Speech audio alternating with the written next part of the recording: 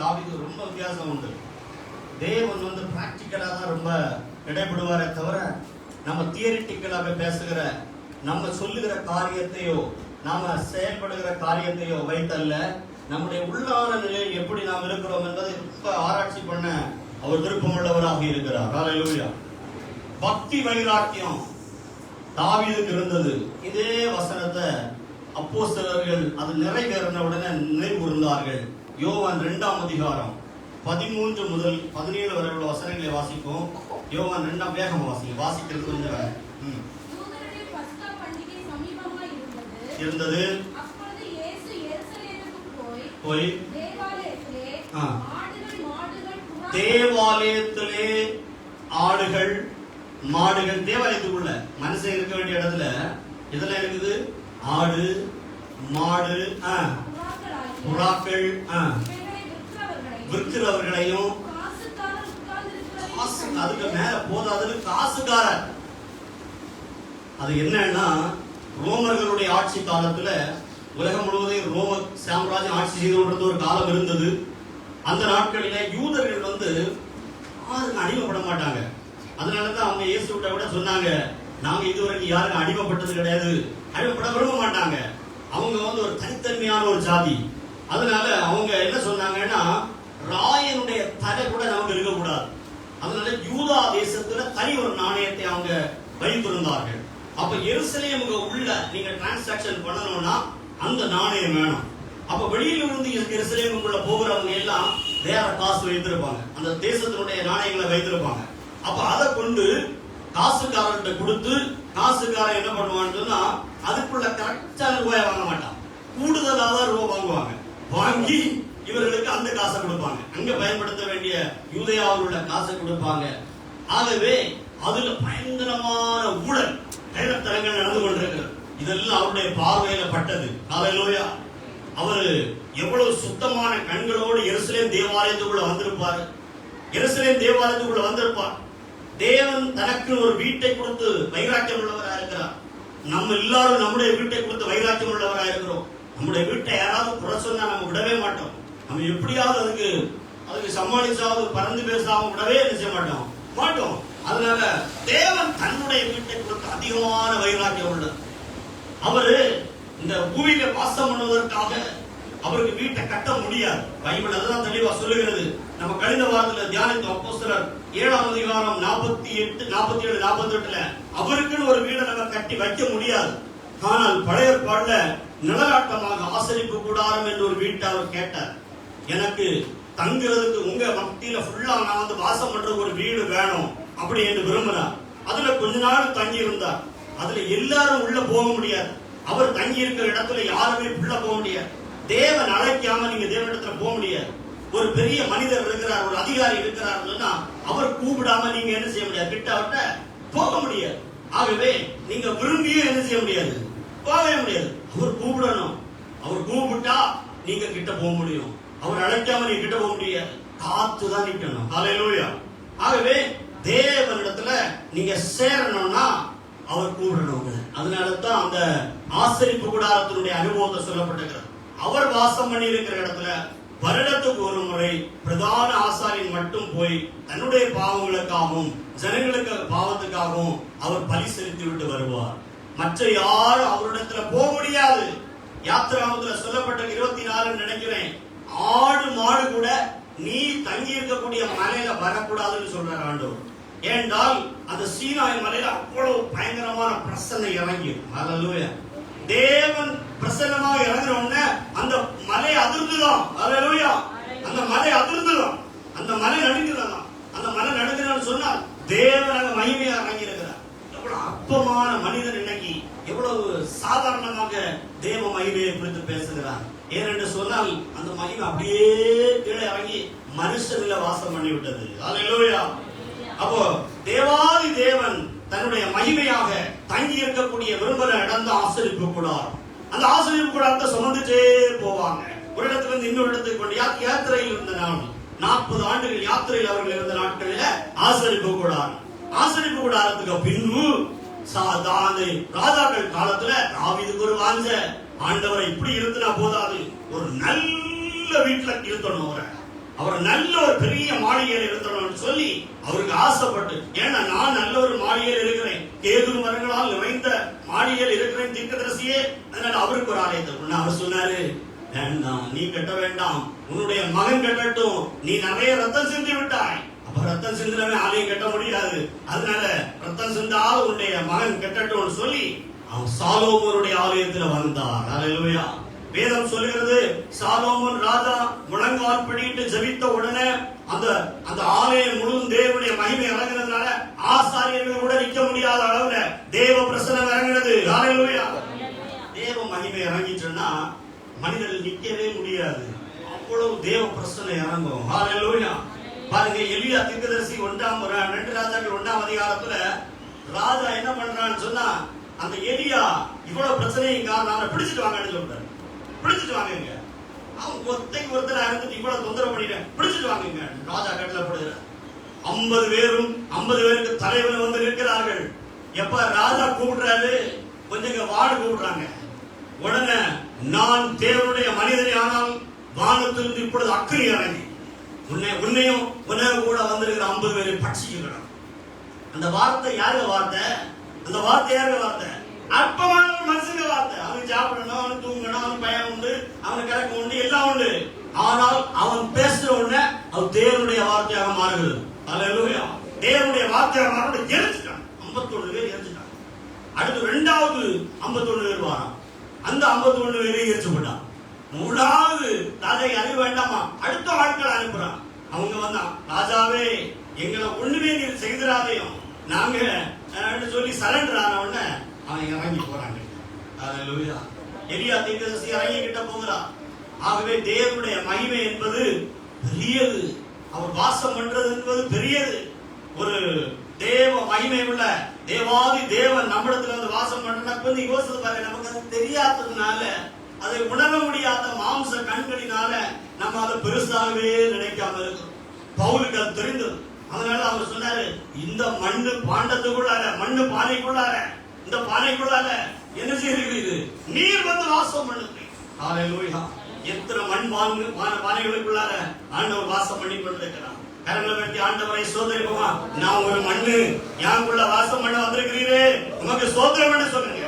நான் ஒரு மண்ணு தான், சாதாரணமான மண்ணு, ஆனால் வாசம் பண்ண வந்திருக்கிறேன். அப்ப அவர் வாசம் பண்ற இடத்தை குறிச்சு அவர் வைராக்கியம் உள்ளவராக இருப்பார். அது ஆசனிப்பு கூடாரமா இருந்தாலும் சரி, அதுக்குள்ள ஒரு ஒழுங்கு உண்டு. அதை கட்டணும்னாலும் ஒரு ஒழுங்கு உண்டு. தனக்கு விருப்பம் போல கட்ட முடியாது. சபையின் தனக்கு விருப்பம் போல யாரும் என்ன செய்ய முடியாது, கட்ட முடியாது. சபை என்பது கட்டடங்களால் கட்டப்படுகிறது அல்ல. சபை 1 பேதுரு எடுங்க அந்த வசனத்தை, அந்த வசனம் நமக்குள்ள உறுதியாக்கப்பட வேண்டும். 1 பேதுரு 2ஆம் அதிகாரம் 5ஆம் வசனத்தை வாசித்து பாருங்க. 4ஆம் வசனத்தில் மனுஷரால் தள்ளப்பட்டதாயிருந்தாலும் தேவனால் தெரிந்து கொள்ளப்பட்டதும் விலையேற பெற்றதுமாயிருக்கிற ஜீவனுள்ள கல்லாகி, ஜீவனுள்ள கல்லு. கொத்தனார்மார் கன்றாக்மார் இருக்கிறீங்க, ஜீவனுள்ள கல்லை பார்த்திருக்கீங்களா? ஜீவனுள்ள கல்லை பார்த்திருக்கீங்களா? நீங்க சுத்தியை வச்சு அடிச்சு திருப்பி எடுத்து எவ்வளவு சரி பண்ணாலும் அது ஜீவனுள்ள கல்லா மாறுமா? ஜீவனுள்ள கல்லு. ஹல்லேலூயா. ஆகவே அதனாலதான் சொல்றாரு, எழுத்துப்படியான கட்டடமும் இந்த கட்டடத்துக்கும் வித்தியாசம் உண்டு. நம்ம இல்ல சபையில் உள்ள கற்களாக்கும், நம்ம இல்ல சபையில் உள்ள பில்டிங்ஸ், ஜீவனுள்ள கற்கள். ஜீவனுள்ள கற்களுக்கு தான் காசு செலவு பண்ணணும். ஜீவனுள்ள இல்லாத கற்களுக்கு கோடிக்கணக்கில் ரூபாயை செலவு பண்ணி சபைகளை கட்டுகிறது எனக்கு அவ்வளவு நல்லது மாதிரி பைபிள்ல சொல்லப்படல. உங்களுக்கு வேணும்னா அது லட்சக்கணக்கில் ஆளு கொடுனா சாதா எவ்வளவு சிம்பிளா செய்ய முடியுமோ அவ்வளவு அதுல போட்டு ரொம்ப இன்வெஸ்ட் பண்ண கூடாது. அல்லேலூயா. ஜீவனுள்ள கல்லுகள்ல பணத்தை செலவு பண்ணுங்க. ஜீவனுடைய கல்லுகளுக்காக, ஆத்துமாக்களுக்காக ரூபாயை செலவு பண்ண தப்பு இல்லை. ஆகவே தேவனுடைய பிள்ளைகளே பாருங்க, சில சபைகளை நம்ம பார்க்கிறோம். அதை தஞ்சாவூர்ல நம்ம பார்க்கிறோம். அவங்க நினைச்சா எவ்வளவு பெரிய கட்டணம் கட்டலாம், அவ்வளவு நான் கட்டல, சும்மா வந்து செட்டா போயிட்டு இருக்கு. ஏன்னா அவருக்கு நல்லா தெரியும், இது வந்து ஒரு நாள ஒரு கட்டி அடைக்கக்கூடிய இடம் கிடையாது. சிலர் கட்டி இதுக்குள்ள அடைச்சிடலாம்னு பாக்குறாங்க, இது விசாரம் ஆயிட்டு போயிட்டே இருக்கும். ஹல்லேலூயா. ஆகவே தேவனுடைய பிள்ளைகளே, நான் சொல்றது எவ்வளவு தூரம் உங்களுக்கு புரியுதுன்னு தெரியல. ஜீவனுள்ள கல், அந்த அழிந்து போகிற கற்களை வைத்து கட்டப்பட்ட ஆலயங்களுக்குள்ளாலும் அந்த ஆசரிப்பு கூடாரத்துக்குள்ளும் கர்த்தர் வாசம் பண்ணின ஒரு நாட்கள் இருந்தது. ஏன்னா அது அவ்வளவுதான் வெளிச்சம் அவங்களுக்கு அந்த நாட்கள்ல இருந்தது.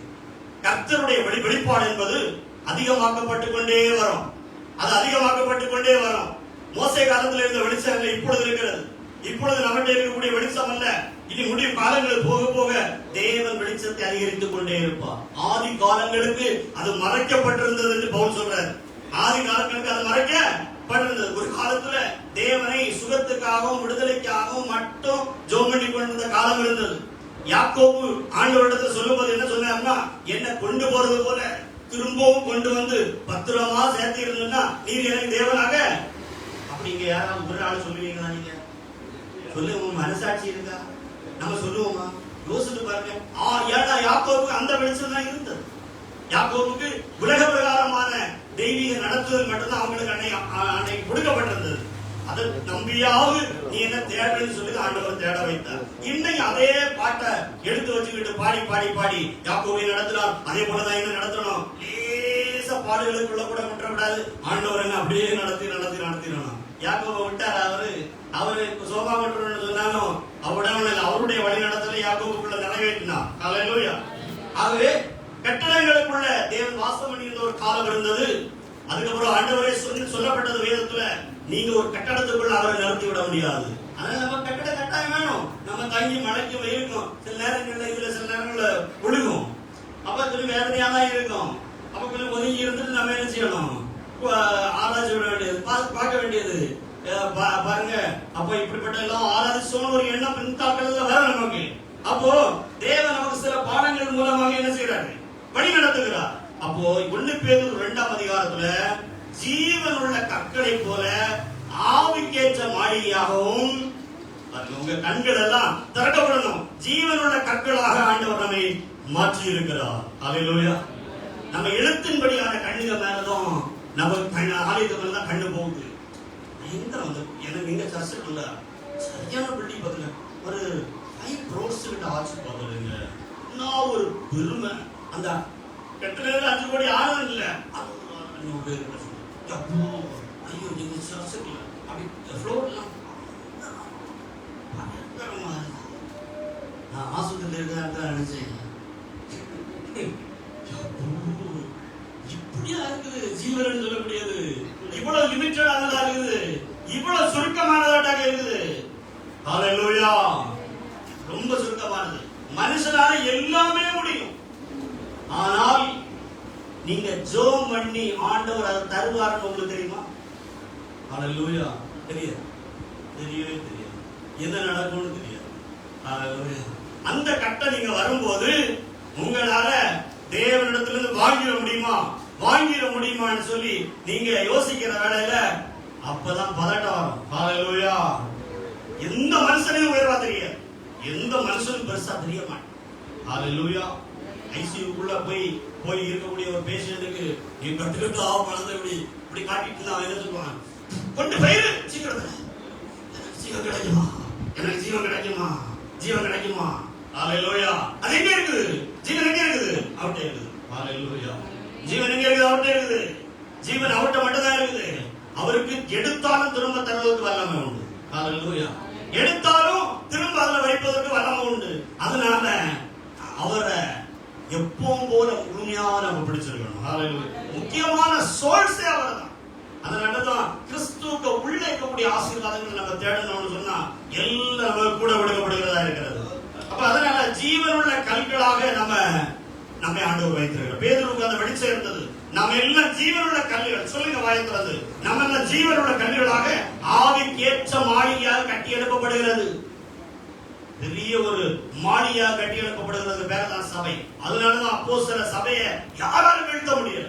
அது ஒரு கட்டடத்தில் அடங்கினதாக இல்லை. மார்க்கினுடைய மாடியில வச்சு அந்த ஆராதனை நடந்தது. 120 பேர் கூடியிருந்தாங்க. இயேசுவை பெற்றெடுத்த மரியாதை உண்டு. அந்த சபை ஜீவனுள்ள கல்லாக இருந்த அந்த கட்டடம் அவ்வளவு முக்கியமா இல்லை.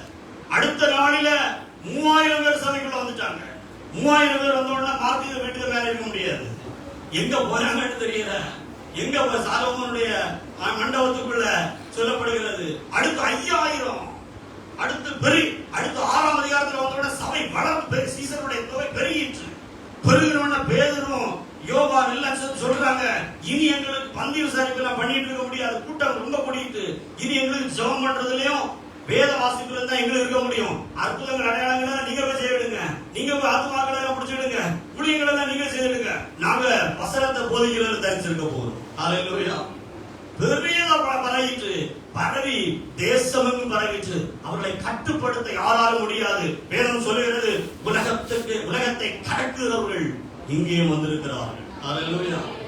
ஏரோது நினைச்சாலும் முடியல, யார் நினைச்சாலும் முடியல. அந்த ஜெபத்தை யாராலும் கட்டுப்படுத்த முடியாமல் இருக்கிறது. ஆனால் ஜெப குறை வந்த நேரத்துல அங்க வேதனையும் வந்து ரொம்ப. அப்போஸ்தலர் 12ஆம் அதிகாரத்துல நீங்க பாத்தீங்கன்னா அப்போஸ்தலர் ஒருவரான யார யாக்கோபை ஏரோது கொலை பண்ணிட்டான். அது ஏன் தெரியுமா? ஒரு 7ஆம் அதிகாரம் 9ஆம் அதிகாரம் சபையில உறங்க உலகிச்சு. பரவாயில்ல, பழைய ஜபத்துல ஓட்டிடலாம் நினைச்சு, அந்த பிந்தவசம் வந்த காலத்துல உள்ள ஜபத்தை வச்சு ஓட்டிடலாம் நினைச்சு உறங்கினாங்க. உறங்கினோட ஏரோது எழுப்பிட்டான். எழும்பி யாக்கோபை வெட்டினோட சபை பின்னும் உணர்ந்தது. இனி விடக்கூடாது. கொஞ்சம் ஸ்திரீகள் சேர்ந்து ரோதை என்று சொல்லக்கூடிய ஸ்திரீனுடைய வீட்டுல போயிருந்து அந்த அப்போஸ்தலர் 2ஆம் அதிகாரத்தில் உள்ள அனுபவம் உள்ளவங்க உண்டாங்க. அவங்க பார்த்தாங்க, நமக்கு தெரியும் எப்படி இவன் அடக்கணும்னு ஜெபம் பண்ணினாங்க. பேதுரு கொஞ்ச நேரம் கழிச்சோன்னு பாவம் போல வெளியே நிக்கிறாரு. தட்டி பேதுரு எப்படி வந்தாலும் அவருக்கே தெரியாது. தூதன் அங்க தேவன் பரலோகத்தில் இருக்க முடியாம தேவனுடைய ஜெபத்தூம் அங்கிருந்து போகுது, போய் அவரை அசைக்கிறது. அவர் தேவதூதன் அனுப்புறார். பச்சைக்கிறாங்க, பேதுரு வெளியே கொண்டு வாங்கிக்கிறார். வெளியே கொண்டு வந்து மறுபடியும் எழுப்புதல் ஏற்படுகிறது. ஆகவே நம்ம ஜீவனோட தேவனுடைய சபையை குறித்து ஒரு வைராக்கியம் நமக்கு வேணும். இயேசு கிறிஸ்துவ காலத்துல அதான் சபை. எது சபை? எதான் சபையா இருந்தது? இந்த சாலம் அந்த ஆலயம் தான் சபையா இருந்தது. அதனால அப்போஸ்தலர் 2ஆம் அதிகாரத்துல யோவான் 2ஆம் அதிகாரத்துல அவர் சொல்றாரு, 47 தானே வாசிங்க. யோவான் 2ஆம் அதிகாரம், இடித்து போடுங்கள் 3 நாளைக்குள்ள இது யோவான் 2ஆம் அதிகாரம் 20ஆம் வசனம் 19ஆம் வசனம். இயேசு அவர்களுக்கு பிரதித்திரமாக இந்த ஆலயத்தை என்ன செய்யுங்க? இடித்து போடுங்கள். பெரிய ஒரு ஆலயம், 47 வருஷமா கட்டின ஒரு ஆலயம் செருபாபேல் காலத்துல. இடித்து போடுங்கள் சொல்றாரு. இடித்து போடுங்கள், 3 நாளைக்குள்ளே நான் அதை எழுப்புவேன். அப்பவே ரெவலேஷன்ல கொண்டு வராரு. அப்ப அவங்களுக்கு ஆலயத்தை பற்றி வெளிச்சம் கிடையாது. அடுத்த ஆலயத்தை பற்றி வெளிச்சம் கிடையாது. அவங்களுக்கு தெரிஞ்சது ஆசரிப்பு கூடாரமும் 2வது ஆலயமா இருக்கக்கூடிய கட்டடமாகிய சாலமோன் கட்டின ஆலயம். அதை யார் இடிச்சது? நேபுகாத்நேச்சர் இடிச்சுட்டான். கிமு 500களில அது இடிச்ச உடனே திரும்ப கட்டப்பட்ட ஒரு ஆலயம் தான் அந்த ஆலயம். அப்போ இது 770ல இடிக்கப்பட்டது மறுபடியும் நீரோ சக்கரவர்த்தி மூலமாக. அப்போ பாருங்க, இது என்ன சொல்றாரு? இதை இடிச்சு போடுங்க, 3 நாளைக்குள்ள எழுப்பு. என்ன சொல்றாங்க?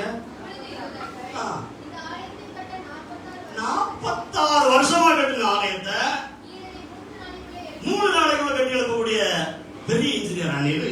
அப்படி கேட்டோன்னா அவர் சொன்னாரு, அவரோ தம்முடைய சரீரமாகிய ஆலயத்தை குறித்து சொன்னார். அப்பவே சரீரம் ஆலயம் என்கிற வெளிச்சம் வந்துவிட்டார்.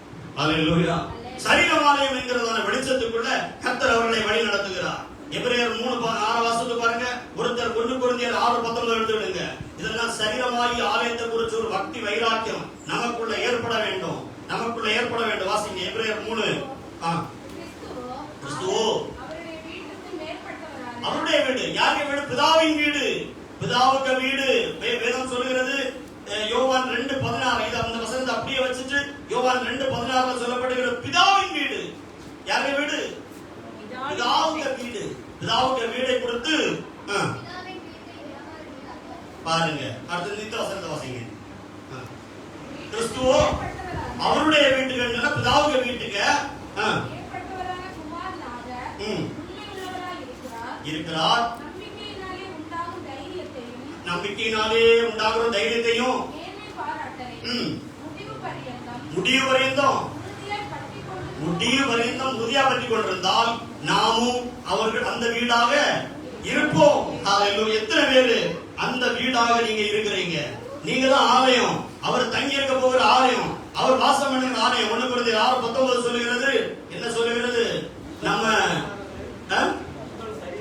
உங்களுடைய சரீரமானது தேவனால நீங்க பெற்றிருக்கிறீங்க. உங்க சரீரம் நீங்க பெற்றது கிடையாது. நீங்க தேவனிடத்திலிருந்து வாங்கி இருக்கிறீங்க உங்க சரீரத்தை. சரீரம் தான் சரீரத்தை நீங்க தேவனிடத்துல வாங்கி. இருக்கக்கூடிய எல்லாருமே நீங்க சரீரத்தை யார்கிட்ட தான் வாங்கியிருக்கீங்க? தேவனிடத்துல. நீங்க செய்து கொண்டு வந்தது கிடையாது. நீங்க சரீரத்தை தேவனிடத்துல வாங்கியிருக்கீங்க. எதுக்கு வாங்கியிருக்கீங்கன்னா அந்த உங்களுக்கு உள்ளான மனுஷனை தங்க வைக்கிறதுக்கு.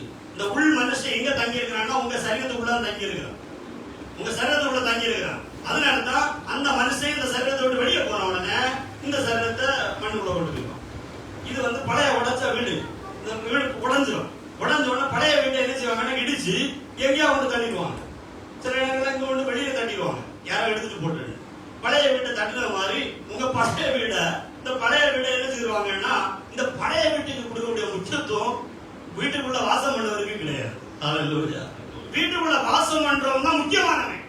அந்த வாசம் பண்ணுவதற்காக உள்ள காரியத்தை தான் ஆயத்தம் பண்ணி கொண்டிருக்கிறார். ஆனா அந்த வெளி உள்ள கட்டடத்துக்கு வேண்டி பயங்கர முக்கியத்துவம். ஜீவன் உள்ள கல்லை பார்க்காம வெளியே உள்ள கட்டப்பட்டிருக்கிற கல்ல ரொம்ப பார்த்தது மாதிரி இந்த கல்லை ரொம்ப பார்க்காம. எத்தனை பேருக்கு புரிஞ்சது? கரங்களை பற்றி ஆண்டவரை சொல்லு. தனியெல்லாம் சுத்துதா? ஜபத்தோட கேளுங்க. என்னையும் சும்மா பாலை குடிச்சிருக்கணும் நினைக்க வச்சுக்காதுங்க. பால் குடிக்கிறவன் கொஞ்சம் இறைச்சியும் சாப்பிடணும். காலத்தை பார்த்தால் என்ன ஆயிட்டீங்க? போதகராக வேண்டியவர்கள். மூலத்தில் சர்ச்சையில அவர் பிரசங்கம் பண்ணி வச்சிருக்கக்கூடிய சபையில எல்லாம் எல்லாரும் இருப்பாங்க. இப்படி இருப்பாங்க. வேற ஒரு ஆள் அங்கே என்ன செய்ய முடியாது, பேசவே முடியாது. பேசுனா அவங்களுக்கு குழந்தை மாதிரி இருக்கும். காரணம் என்னன்னா அவங்க உன்னதத்தில் உள்ள செய்திகளை பற்றி என்ன செய்து வச்சிருக்காங்க கேட்டு. இப்ப நடத்திட்டு இருக்க ஆளை என்ன சொன்னாரு, அன்னைக்கு சொல்றாரு, எனக்கு பெரிய பாடாதான் இருக்கு. கேட்டீங்களா? அந்த சபையை நடத்துறதுக்கு காரணம் என்னன்னா உங்க அப்பா அதை ரொம்ப ஹார்ட் ஆக்கிட்டாரு. ஹார்ட் ஆக்கி வச்சிருக்கிறதுனால இவருக்கு லேஸ் பிரசங்க என்ன செய்யறாங்க. தேவன் இதோ அற்புதங்களை செய்ய போறாரு. அதுக்கு என்ன அடுத்து என்ன சொல்றாரு, இந்த சுவிசேஷ பாணி பிரசங்கம் எல்லாம் அங்க என்ன செய்யாது, ஏற்றுப்படாது. காரணம் என்னன்னா அவங்க வளர்ந்து கொண்டே இருக்கிறாங்க. அதனால ஜீவனுள்ள கல்லை பார்த்து கொண்டிருங்க. கட்டடமாகிய கல்லையும் இந்த கட்டடமாகிய கல்லையும் பார்க்காம உள்ள வாசம் பண்ணுகிற அந்த மாணிக்கமாகிய அந்த கல்லு மிக முக்கியமானது. ஹல்லேலூயா. ஆகவே இது இந்த சபையை குறித்து ஒரு வைராக்கியம் நமக்கு வேணும். சபையை குறித்து உண்மையான சர்ச்சை குறித்து தான் வைராக்கியம் வேணுமே தவிர மார்க்க வைராக்கியம் நமக்கு வேண்டாம். மார்க்க வைராக்கியம் மதம். மதத்துக்கும் தெய்வீகத்துக்கும் ரொம்ப வித்தியாசம் உண்டு. மதத்துக்கும் தெய்வீகத்துக்கும் ரொம்ப வித்தியாசம் உண்டு. இந்தியாவுல மதவரி உள்ளவர்கள் நிறைய இருப்பாங்க. கிறிஸ்தவனையும் சேர்த்தான் மதவரி உள்ளவங்க நிறைய இருப்பான். மதவரின்னா மதவரிக்கு சரியான அர்த்தம் என்னன்னா செட் ஆஃப் ரூல்ஸ், சில சட்ட திட்டங்களை கொடுத்து வைராக்கியம் பாராட்டுறது. நல்லா புரிஞ்சுடுங்க. மதவரிக்கு அர்த்தம் என்னன்னா சில சட்ட திட்டங்களை கொடுத்து வைராக்கியம் பாராட்டுறது. எங்க அப்பா காலத்திலிருந்து நாங்க கொஞ்சம் உங்களுக்கு சில சட்ட திட்டங்களை கொடுத்து வைராக்கியம் பாராட்டுறது. சில அடக்க ஆராதனைகளை நீங்க பாத்தீங்கன்னா பெட்டியை வைக்கிறதுலே பெரிய தண்டனை. இப்படி வைக்கிறது இறக்கிறது சண்டை. அந்த காலத்துல இருந்து எப்படியாவது கடைசியில ஒரு இடத்துல கீழே போட்டுட்டாங்க. தலைவுப்புற புதராடுகளை இப்படி வைக்கிற அப்படி வைக்கிற அப்படி வைக்கிற ஒரு 2 பேரும் இறக்குறது மொத்தம் 2 இல்லைன்னா 3 5 பேர் 4. அதுல 15 பேர் அபிப்பிராயம் சொல்லி தலைப்புறையை போட்டா ஒரு பெரியவர் எங்க சொந்தம் எங்க தாத்தாயை தான் போட்டாங்க. தலைப்புற உயிரோட மட்டும் இருந்திருப்பாருன்னா போட்டவரு நிலைமை ரொம்ப பரிதாபமா இருக்கும் பாருங்க. அதனால எவ்வளவு முக்கியமான காரியங்களுக்கு நம்ம முக்கியத்துவம் கொடுக்க வேண்டும். மத வரின்னு சொல்லக்கூடியது நாம நம்பி இருக்கக்கூடிய காரியத்தை குறித்து வைராக்கியம் பாராட்டுவது. நான் சொல்றேன், நீங்க நல்லா புரிஞ்சுக்கணும். மத வரின்னு சொல்லக்கூடியது நாம நம்பி இருக்கக்கூடிய காரியத்துக்கு வைராக்கியம் பாராட்டுவது. தெய்வீகம் என்பது நாம நம்பி இருக்கக்கூடிய காரியத்தை நாம செய்வது. கரங்களை தட்டி ஆண்டவரை சோதரிப்போமா. தெய்வீகம் என்பது வேற, மதவரி என்பது வேற. மதவரி என்பது சில சட்ட திட்டங்களையும் நமக்கு இந்த பைபிளுக்கு பயங்கர முறை இருந்தது, பயங்கர முறை இருக்குது. மதவரியாயிருக்கு. இதை நம்ம கீழ்ப்படியாம இதுக்கு நீங்க வைராக்கியம் பாராட்டிட்டே இருப்பீங்கன்னு சொல்லுங்க. அதுக்கு பேர் தான் மதவரி. அதனால தான் இயேசு கிறிஸ்து காலத்தில் இருந்தவன இயேசு கொல்லுக்கு வரான். ஏன் கொல்லுக்கு வரான்னா அவன் மத வெறி உள்ளவனா இருக்கிறான். அவர் அதை செய்கிறவனா இருக்கிறான். அதை கீழ்ப்படிந்து செய்கிறவங்க ஒருத்ததான் இருந்தார். இந்த ஆலயத்தில் நடந்து வரும்போது வைராக்கியம் உள்ளவர்கள் எத்தனை பேர் தான் இருந்தாங்க? இயேசுக்கு மட்டும்தான் அந்த வைராக்கியம் இருக்குது. வேற அவ்வளவு பேர் அவங்க பிசினஸ் பார்த்துட்டே இருக்கிறான். பார்த்துட்டே இருக்கும்போது அவருக்கு வைராக்கியம் ஏற்பட்டு இது சரியில்லைன்னு சொல்லி எல்லாத்தையும் அடிச்சு பிறப்புது. அதனால தெய்வீகம் உள்ளவன் நிறைய பேர் இருப்பான்னு சொல்ல முடியாது. ஆனால் அவர்களை நிறைய பேர் எதிர்ப்பாங்க. கட்டாயமா என்ன செய்வாங்க? எதிர்ப்பாங்க. தெய்வீகத்துக்கும் மத வரைக்கும் வித்தியாசம் தெரிஞ்சுட்டா எரேமியா 2ஆம் அதிகாரம் 24 வசனம் வாசிங்க. எரேமியா 2ஆம் அதிகாரம் 24 வசனம். வனாந்திரத்திலே பழகினதோ தன் இச்சையின் மதவெறியிலே காற்றை இச்சையின் எப்படி பைபிள் எழுதிருக்கீங்களா? இச்சையின் மதவெறியிலே காற்றை உட்கொள்கிறதுமான காட்டுக்கழுதை நீ. மதவெறி உள்ளவன் எப்படி இருப்பான்னா, நீங்க மத்தேயு 23ஆம் அதிகாரத்தை வச்சுட்டு எடுங்க. மத்தேயு 23ஆம் அதிகாரம், மத்தேயு 23ஆம் அதிகாரம் 3ஆம் வசனம்.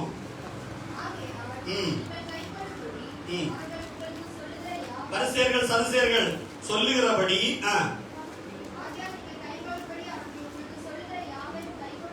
கை கொண்டு செய்யுங்கள். யாருக்கு சொல்றத? மதவாதி சொல்லுகிறத கை கொண்டு செய்யுங்கள். அவங்க செய்யும்படி செய்யாதுங்க. அவங்க சொல்றது வேதம் தான், ஆனா அவங்க செய்ய மாட்டாங்க. ஆனா சொல்லுவாங்க. ஹல்லேலூயா. ரொம்ப கஷ்டம் பாத்துறீங்க. பேசுறத நான் என்ன சொல்ல வருகிறேன்னு சொன்னா, நம்ம எல்லாவற்றையும் பர்ஃபெக்ட்டா செய்துட்டு இருக்க முடியாது. செய்வதற்காக அட்லீஸ்ட் முயற்சியாவது என்ன செய்யணும்? எடுக்கணும். ஒரு வாஞ்சியாவது இருக்கணும். ஆண்டவரே, இந்த வார்த்தை இப்படி எல்லாம் சொல்லுகிறது, இதன்படி நான் வாழ விருப்பமா இருக்கிறேன் அப்படின்னு சொல்லும் போது தேவன் அந்த பலனை தருவார். யாராலையும் வேதத்தை கீழ்ப்படிஞ்சு வாழ்றது கஷ்டம், லேசான காரியம் நான் சொல்லல. மிக மிக கஷ்டமான காரியம் தான். ஆனால் கர்த்தருடைய பலன் இருந்தால் அது எளிதாக நமக்கு. ஹல்லேலூயா. 2 மணிக்கு ஒரு ஜெபம் பண்றது எளிதான காரியமா? முடியாது. அந்த சுனாமி, இது ஒரு சுனாமி தான். இந்த கொரோனா இது ஆரம்பிச்ச நாள்ல இருந்து நாங்க 11 மணி ஜெபம் ஜெபத்துக்கு வேற 11 மணி ஜெபம்.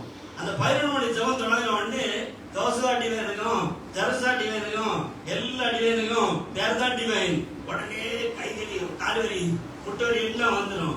நீங்கள பாட்டி வர மாதிரி 65-75 வயசு கிளை வர மாதிரி அப்படி இருந்து, ஏன்னா கஷ்டமா இருக்கு. ஜெபம் பண்ணது அவ்வளவு கஷ்டமான காரியம். ஏன்னா கஷ்டம்தான். தேவன் நமக்கு பலனை தராத பட்சத்தில், ஹல்லேலூயா, தேவன் நமக்கு பலனை தந்தா தெய்வீகம் மிக எளிதாக மாறிடும். அதனால இவங்க சொல்றதுபடி செய்யாங்க. அவங்க 4ஆம் வசனத்தை வாசிங்க. சுமப்பதர் பிரசங்க சுமப்பதற்குரிய பாரமான சுமைகளை கூட்டி மனுஷர்கள் தோள் மேல் சுமத்துகிறது, தாங்களோ ஒரு விரலினாலும் தொடமாட்டார்கள். ஏன்னா இதை செய்யவே மாட்டான். செய்யவே செய்யாம பிரசங்கம் பண்றவங்க பேரு மதவெறி பிடிச்சது. ஹல்லேலூயா. அது எந்த, நீங்க உடனே வெளியில போய் விசுவாசங்களை தேட வேண்டாம், தேடினாலே போதும். நான் இதையே மதம் தான் சொல்றேன். நீங்க ஒரு சத்தியத்திற்காக சிலர் வைராக்கியம் பாராட்டுவாங்க. இயேசு கிறிஸ்துவின் நாமத்துக்காக கூட வைராக்கியம் பாராட்டுவாங்க. பயங்கர வைராக்கியமா இருக்கும். ஆனா ஜெபமே இருக்காது. தேவனுடைய நாமத்துக்காக உள்ள கரைப்படுத்தி உள்ள வாழ்க்கை இருக்காது. இப்படி ஒண்ணு இல்லாம இருந்து கொண்டு பயங்கர வெறி பிடிச்ச வைராக்கியம் வந்தா பிசாசு அங்க குடிகொண்டிருக்கும். எனக்கு தெரிஞ்ச ஒரு சகோதரன் ஒரு பிசாசுகளுடன் துரத்தக்கூடிய ஒரு கிருபை பெற்றவர் வெள்ளூர் என்கிற பகுதியில போனாரு. அவங்க இயேசு கிறிஸ்துவின் நாமத்தை சேர்ந்த கூட்டத்தார் நிறைய இருந்தாங்க. அவங்களுக்கு பைபிள் தெரிஞ்ச மாதிரி யாருக்குமே தெரியாது. அவ்வளவு டீப்பா பைபிளை பேசி காலையில் சாயங்காலம் பைபிள் டிஸ்கஷன் பேசி முடிஞ்சு சாயங்காலம் கூட்டம் நடக்குது. இவரை ஜோம் பண்ண விட்டா எல்லாரும் நாக்கு வழி தொங்க போடுறதும் சத்தத்தை போல ஆடுறதும் எல்லாம் பிசாசு ஆடிட்டு கிடக்குது. காரணம் என்னன்னா ரிலீஜியஸ் பீப்புள், மத மக்கள். ஹல்லேலூயா. அதனாலதான் பைபிள் சொல்லுகிறது, மதத்தை ஒண்ணு எனக்கு வராது. யோபனுடைய 3 நண்பர்களும் மதவாதிகளாக இருந்தார்கள். அதனாலதான் கடைசியில யோபை பார்த்து ஆண்டவர் சொன்னாரு, அவங்களுக்கு வேண்டி நீ ஜெபம் பண்ணு. பார்வையில யாரு சூப்பராக இருந்தது? பார்வைக்கு சூப்பராக இருந்தது யாரு? யோபனுடைய நண்பர்கள். அவங்க பேசுறத பார்த்தா, யோபு நீ உங்க ஜெபம் பண்ணி இருப்பியா? நீ என்ன பாம்புல கொடுத்துட்டியா? அவருக்கு உள்ள எல்லாம் உடையது. அவன் தேவனுக்காக வாழ்ந்து கொண்டிருக்கான். ஹல்லேலூயா. தேவனுக்காக வாழ்ந்து கொண்டிருக்கான். அவன் பிசாசையே சொல்லல, ஒரு புரட்டாலே சொல்லல, பிசாச ஒரு புரட்டாலே சொல்லல. தேவனிடத்தில் அந்த அடி வாங்கிட்டு இருக்கவனுக்கு நல்லா தெரியும், பிசாசு ஒரு புரட்டே கிடையாது. எனக்கு நல்லா தெரியும், என்ன சத்துரு தொடர முடியாது. தேவனுடைய பர்மிஷன் இல்லாம கிட்ட கூட வர முடியாது. எத்தனை பேர் அப்படி ஒத்துக்கொள்றீங்க? ஆண்டவரை சோதரிமா சாசு உங்ககிட்ட வர பெர்மிஷன் உண்டா? தேவன் நம்மை சீர்படுத்துவதற்காக சில நேரம் இடம் கொடுக்கறத தவிர சாத்தான் உங்களிடத்துல வரக்கூடாது. அல்லேலூயா. அப்படி பர்மிஷன் எல்லாம் வந்துட்டு இருக்காங்க. நம்ம அவங்க பொருள், நம்ம அடுத்தவர்கள் பொருள்ல பர்மிஷன் நம்ம தொட முடியுமா? அடுத்த பொருள் யோபு, அந்த யோபு பொருளா இருந்ததுனால அவன் கேட்டான், நீங்க இப்ப உங்க பொருளா வச்சிருக்கீங்க, லேசா இடம் தாங்க, உள்ள போறது இடம் வேண்டாமா? உடனே காம்பவுண்ட் அப்படி உடைச்சு கொடுத்தாரு. சில மண்ணில் உடல் அனுப்பிட்டு பிறகு அடுத்த காம்பவுண்ட் இடம் கொடுப்பாங்கல்ல, அது மாதிரி உடைச்சு கொடுத்த உடனே லேசா அதுலயும் எரிய போடுறாரு. இப்படிதான் நீ செய்யணும், இப்படிதான் செய்யணும். அளவு வச்சிருந்தா அந்த அளவை தாண்டி அவருக்கு போக முடியாது. அந்த அளவோட நின்று வேலை செய்ய வேண்டி இருக்குது. அல்லேலூயா. ஆகவே தேவனுடைய பிள்ளைகளை, மத வைராக்கியத்தை குறித்து ரொம்ப வித்தியாசம் நீங்க தெரிஞ்சிருக்கணும். பக்தி வைராக்கியத்திற்கும் மத வைராக்கியத்திற்கும் வித்தியாசம் உண்டு. மத வைராக்கியம் என்பது அந்த தேவனுடைய வார்த்தையை கொடுத்து சொல்லி சொல்லி வைராக்கியமா இருப்பது. ஆனால் பக்தி வைராக்கியம் என்பது வார்த்தைக்காக ஜீவிப்பது. அதான் ரொம்ப வித்தியாசம். அதனால 61 சங்கீதத்தில் சொல்லப்பட்டிருக்கிறது, உங்களுடைய வீட்டை குறித்த பக்தி வைராக்கியம் என்னை பட்சித்தது. இங்கிலீஷ் பைபிள்ல சொல்லப்பட்டிருக்கிறது ஈச்சன் அப். பட்சித்தது சொன்னா செத்து போறது. சிலர் சொல்லுவாங்க, செத்தாவது இதை நான் பற்றுக் கொள்ளுவேன், செத்தாவது இதை நான் அடைவேன் அப்படின்னு சொல்லும்போது அதான் வைராக்கியம். அல்லேலூயா. ரோமர் 12:2-3 சொல்லப்படுகிறது, நம்மை ஜீவனுள்ள தேவனுடைய ஆண்டவர் எப்படி வச்சிருக்கிறாருன்னா ஜீவனுள்ள பலிகளாக அழைத்திருக்கிறார். நம்ம எப்படி அழைத்திருக்கிறாரு? பழைய காலத்துல பலி என்னன்னா மிருகத்தை பலி செலுத்துவது. புதிய ஏற்பாட்டில் உள்ள பலி மனுஷனை பலி செலுத்துவது. அல்லேலூயா. பழைய ஏற்பாடுல மிருகங்களை பலி செலுத்தி வந்த ஆண்டவர், அனுமதித்து வந்த ஆண்டவர், புதிய ஏற்பாடுல மனுஷ பலியை ஏற்றுக்கொள்கிறார். சாகணும் இல்ல, சாகாம சாகணும். அல்லேலூயா. ஜீவனுள்ள பலியாக, ஜீவனோட வச்சு பலி செலுத்தினா எப்படி இருக்கும்? அந்த பலியாக கர்த்தர் நம்மை விரும்புகிறார். அல்லேலூயா. நம்முடைய தூக்கத்தை மெனக்கெடுக்கிறது, நம்முடைய பொருளாதாரம் எல்லாவற்றிலும் கர்த்தருக்கு முக்கியத்துவம் கொடுத்து வரும்போது நமக்கு நிறைய பாதிப்புகள் வரும், நமக்கு நிறைய சோதனைகள் வரும். அதை எல்லாம் மேற்கொண்டு நிற்பதுதான் மிக முக்கியமானது. அல்லேலூயா. ஆகவே பிதாவின் வீட்டை குறித்து வைராக்கியம் உள்ளவர்களாக இருக்கணும். பிதாவின் வீடு எப்படி கட்டப்படணும்னு சொன்னா ஆழத்துலதான் பேஸ்மெண்ட் போட்டு கட்டப்படணும். மத்தேயு 7:25 வாசித்து பாருங்க. மத்தேயு 7:25 வெறும் மழையெல்லாம் சொரிந்தாலும் பெருவெள்ளம் வந்தாலும் பிதாவின் வீட்டுக்கு மேல மோதினாலும் அது என்ன செய்யாது? என்ன செய்யாது? விழாது, விழாது. அது சிறப்பா சொல்லு, விழாது. சாப்பிட்டுட்டு வாங்க. இல்லைன்னா வாசி கஷ்டமா இருக்குன்னா ஒண்ணும் பிரச்சனை இல்லை. உபவாசம் என்ன ரொம்ப முக்கியத்துவம் கிடையாதுங்க. உபவாசம் உங்களுக்கு கருத்துல உள்ளது. நாங்க 10 வரைக்கும் உபவாசமா, 10 வரைக்கும் காலையில உபவாசம் தான், அதுக்கு தான் சாப்பிடுவோம். உபவாசம் என்ன தேவனுடைய பார்வையில ரொம்ப முக்கியத்துவம் கிடையாது. உபவாசம் இருந்து விட்டு ஆண்டவர் பிரியமா இல்லைன்னா அது போல மோசமானது ஒண்ணு கிடையாது. ஆகவே உபவாசம் என்பது உங்களுக்கும் தேவனுக்கும் தனிப்பட்ட விஷயம். அது முக்கியமானதுதான். அது கடைபிடிக்க வேண்டிய நிலையில கடைபிடிக்கணும். உணர்த்தினா நீங்க உபவாசம் இருங்க. பாருங்க, அந்த வீடு காற்றடித்தாலும் மழை வந்தாலும் புயல் வந்தாலும் அது என்ன செய்யாது? விளையாது. லூக்கா 6:48 வாசித்து பாருங்க. லூக்கா சுவிசேஷம் 6:48 ஆழமாய் தோண்டி போடப்பட்ட வீடு அது. அந்த வீடு எப்படிப்பட்ட வீடு? ஆழமாய் தோண்டி போடப்பட்ட வீடு. இன்ஜினியர்ஸ்க்கு தெரியும், கான்ட்ராக்டர்மாருக்கு தெரியும், ஆழம் போக போக வீடு எப்படி இருக்கும்? பார்த்துட்டு இருக்கவன் நினைப்பான், திருக்க தோண்டிட்டே இருக்காம இருக்கு, கைக்கியம் பிடிச்சவன் தோண்டிட்டு இருக்காம இருக்குன்னு. கெட்டவனுக்கு மட்டும் தெரியும், தோண்டதான் அதுக்கு பலன். அல்லேலூயா. கட்டி கட்டி கட்டி எழுப்பும் போது பலனோடு அது எழுப்பும். இந்த வீடு போட்ட நேரம் 30 வருஷம் ஆகுது. மோசைக்கு 1.5 வயசோ என்ன போட்டது, இந்த ரொம்ப வருஷம் ஆயிட்டு. இந்த வீடு போட்ட நேரத்தில் பவுண்டேஷன் தோண்டது பெரிய அளவுல தோண்டி பாறையா கொண்டு தட்டான ஒரு காலம் என்ன செய்யல, நிறையவே இல்லை. அப்போ அந்த பவுண்டேஷனுக்கே ஒரு பெரிய பலனாக நிறைய தேவைப்பட்டது, நிறைய பணம், நிறைய காரியங்கள் தேவைப்பட்டது. காரணம் என்னன்னா அது ரொம்ப முக்கியமானது. வீட்டுல ரொம்ப முக்கியமானது அடிஸ்தானம். ஊழியக்காரர், நான் சபையா இருக்கிறதால சாட்சியா சொல்றேன், ரொம்ப முக்கியமான ஒரு ஊழியக்காரர். எனக்கு ரொம்ப சிலருடைய காரியங்கள் சிலரோட தான் பேசுவேன், சிலர் ஊழியக்காரர் தான் தொடர்பு உண்டு. அவர் போன் பண்ணி சொன்னாரு, நான் ஒரு தரிசனம் உங்களுக்கு ஒழித்து பிடிச்சு பார்த்தேன், நீங்க ரொம்ப ஆழமா ரொட்டேஷனை போடுறீங்க, நீங்க போட்டு முடிச்சுட்டு இந்த மண்ணு தட்டுறது இல்லையா ஆக்கிட்டீங்க, மண் எப்படி தட்டி நிரப்புவீங்கன்னு தெரியல, நிரப்பிட்டீங்கன்னா அந்த கட்டடம் பயங்கரமா தான் இருக்கும். அல்லேலூயா. ஏன்னா இந்த தரிசனம் மறக்காது. பவுண்டேஷனை நம்ம எப்படி போடணும்? ஸ்ட்ராங்கா போடணும். அதனால சொல்லப்பட்டிருக்கு, பூமியில ஆழமா தோண்டி கற்பாவைய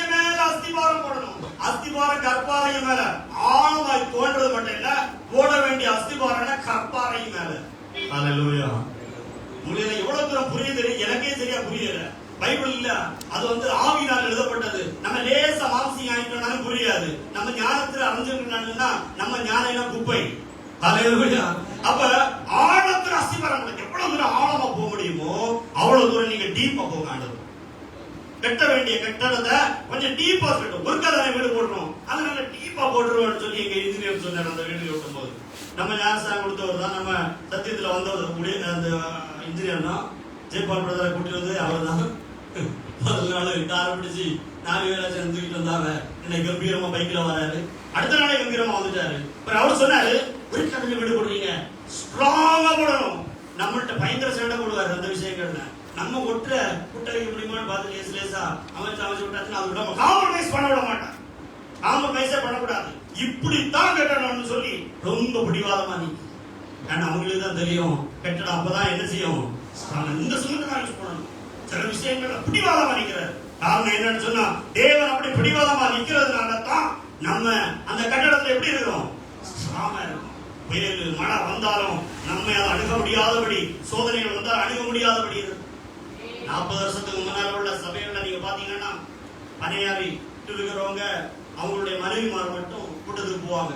அவங்க கள்ளம் குடிச்சுக்கிட்டு வீட்டுல இருந்துகிட்டு இவங்க வீட்டுக்கு போறோம்னா அடி தூக்கி போட்டு அவ்வளவு ஒவ்வொரு அடிக்கு அவங்க சோத்திரம், ஒவ்வொரு இடிக்கும் சோத்திரம். கடைசியில பனையார முடியாது, கைங்கார முடங்காய் எனக்கு வந்து ஜோம் பண்ணடி, அடுத்து இவன் என்ன போட்டு ஜோம் பண்ணி அவரு கொஞ்ச நேரம் கழிஞ்சு கொண்டு கூட்டத்துக்கு வர்றாரு. இதுதான் அந்த காலத்து அனுபவங்கள். ஹalleluya. அந்த அடியும் இடியும் படும்போது அவங்க நினைப்பாங்க, 1 தீமோத்தேயு 2 பவுல் சொல்லியிருக்கிறாரு, கிறிஸ்துவுக்காக தேவ பக்தியாய் நடக்க மனதுள்ள யாவரும் துன்பப்படுவார். இன்னைக்கு பிரசங்கத்தை பாத்தீங்கன்னா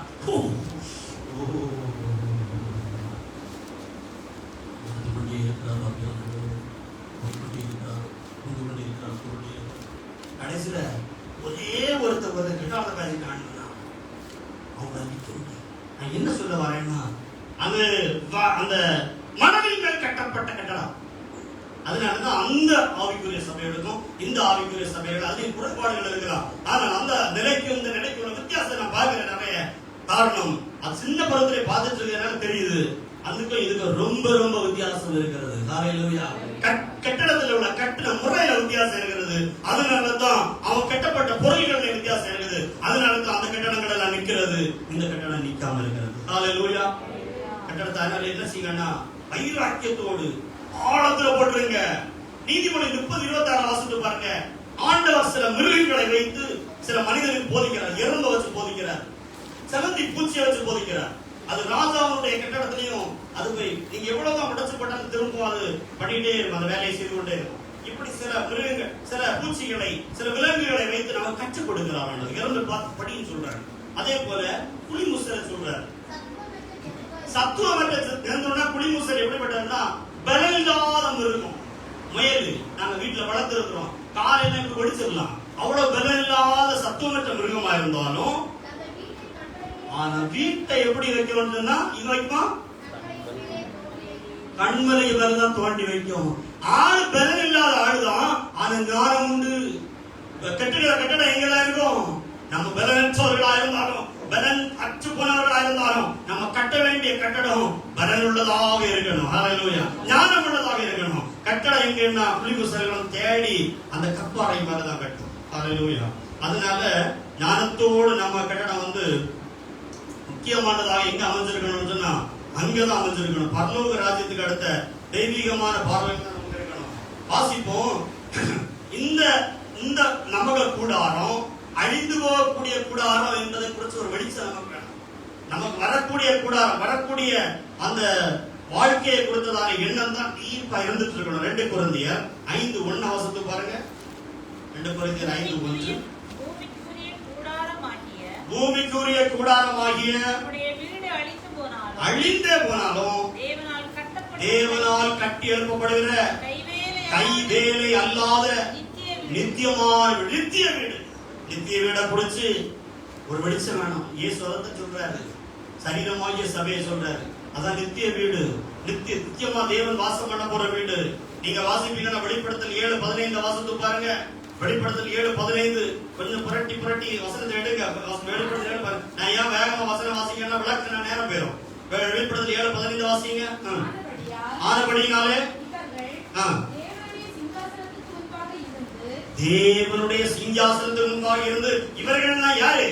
இங்க இருக்கக்கூடிய ஒவ்வொருத்தரும் அவர்கள் சேரக்கூடியவங்க நிறைய பேர் உண்டு. எல்லாரும் சேர்ந்து தேவனுடைய சிங்காசனத்துக்கு முன்பாக